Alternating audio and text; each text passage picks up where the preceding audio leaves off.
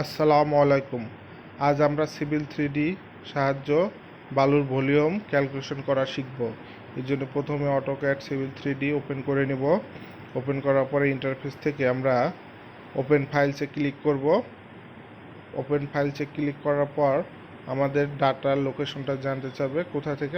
আমার ডাটা রাখা আছে ডেস্কটপে, আমি ডেস্কটপ সিলেক্ট করব। এরপর আমরা ফাইল যে টাইপ আছে আমার ডিএক্সএফ ফাইল, ডিএক্সএফ নিব, প্রি সিলেক্ট করব, ওপেন করব, তাহলে ডাটা ওপেন হবে। ডাটা ওপেন হওয়ার পর আমরা পলিলাইনের সাহায্য বাউন্ডারি ড্র করে নেব।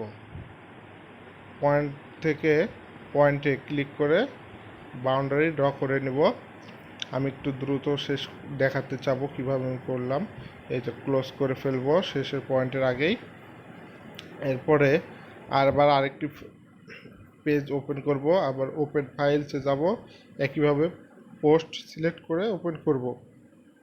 পোস্ট ডাটা ওপেন হলে পুনরায় আমরা পলিলাইনের সাহায্য বাউন্ডারি ড্র করব। একইভাবেই বাউন্ডারি ড্র করব। বাউন্ডারিটা আমাদেরকে সুন্দরভাবে ড্র করতে হবে, কোনোভাবেই পয়েন্ট থেকে দূরে বা অন্যদিকে নেওয়া যাবে না। যেভাবে পয়েন্ট নেওয়া আছে সেভাবেই ক্লোজ করব। আমাদের বাউন্ডারিটা আনা শেষ। এই যে আমার পোস্ট ডাটা। এবার টুল স্পেসে আমাদের ক্লিক করতে হবে সারফেসের জন্য। সারফেসে যাব, সেখান থেকে ক্রিয়েট সারফেস, আমরা সারফেস তৈরি করব। সারফেসের নাম দিতে হবে। এটা আমার যেহেতু পোস্ট ডাটা, যার জন্য আমি পোস্ট নাম দিচ্ছি, আপনারা অন্যটাও দিতে পারেন। হ্যাঁ, নামটা দেওয়ার পরে ওকে ক্লিক করলেই হবে। এরপরে আমার সারফেসে ক্লিক করব, যে সারফেস ক্লিক করছি সেই সারফেস পোস্টের ডেফিনেশনে যাব। হ্যাঁ, ড্রয়িং অবজেক্ট ওকে করব। ডাটাটি ছোট করে নিয়ে পুরোটা সিলেক্ট করে রাইট বাটন ক্লিক করব। এই যে আমার বাউন্ডারি থেকে সারফেসটা একটু বাইরে গেছে, তার জন্য আমরা বাউন্ডারিটাকে অ্যাড করে নেব আমরা, যেন অ্যাকুরেট হয় আমাদের ভলিউম ক্যালকুলেশন। ওকে করব, বাউন্ডারি সিলেক্ট করব, রাইট বাটন ওকে। তাহলে আমাদের সারফেসটা হয়ে গেল, পোস্ট সারফেস হয়ে গেছে। এবার আমরা প্রিতে যাব। প্রিতে যাও, একইভাবে আমরা সারফেস ক্রিয়েট করব। সারফেস ক্রিয়েট সারফেস নেম দেব আমরা প্রি। আমি এটা প্রি ডাটা নিয়েছি তাই প্রি দিলাম, প্রি দিয়েছি। এবার সারফেসে যাব, প্রি সারফেসে যাব, definition drawing object, data okay দেব, পুরো ডাটা সিলেক্ট করে নেব, রাইট বাটন ক্লিক করব। এই যে আমার সারফেস হয়ে গেছে। আবারও সারফেসের বাউন্ডারি আর আমার অরিজিনাল বাউন্ডারি দুই রকম, যার কারণে আমার সঠিক আনতে হলে বাউন্ডারি অ্যাড করে নিতে হবে। বাউন্ডারি সিলেক্ট করব, এই যে, তাহলে আমার সঠিক আনয়ন করে ফেলছি। আমার ভলিউম ক্যালকুলেশন তাহলে ভুল হবে না। সারফেস করার পরে আমি এটাকে একটা নতুন পেজে নিয়ে চলে যাব। পুরোটা সিলেক্ট করব, অ্যাজ পার কোঅর্ডিনেট, যেহেতু দুটো প্রি এবং পোস্ট একই জায়গায় পড়তে হবে, অ্যাজ পার কোঅর্ডিনেটে এটা কপি করছি। কপি করার পর এই যে নতুন পেজ,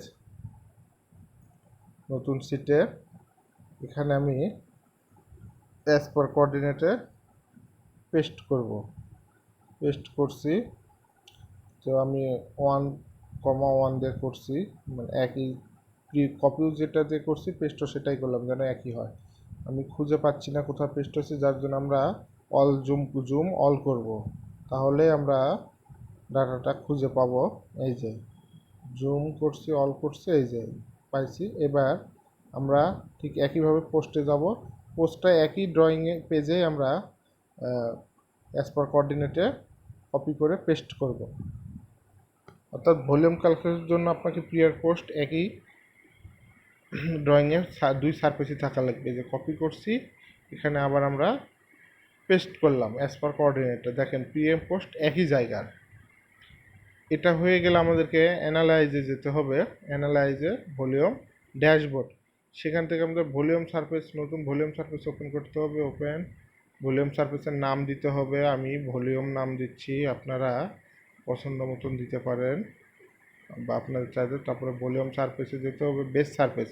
হ্যাঁ, বেস সারফেসটা আমার হচ্ছে যে প্রি, আমার প্রথমে প্রি হয়েছে, এবার কম্পারিজন সারফেস আমি কার সাথে তুলনা করব, আমি পোস্টের সাথে তুলনা করব। পোস্ট সিলেক্ট করছি, তারপরে ওকে দিয়েছি।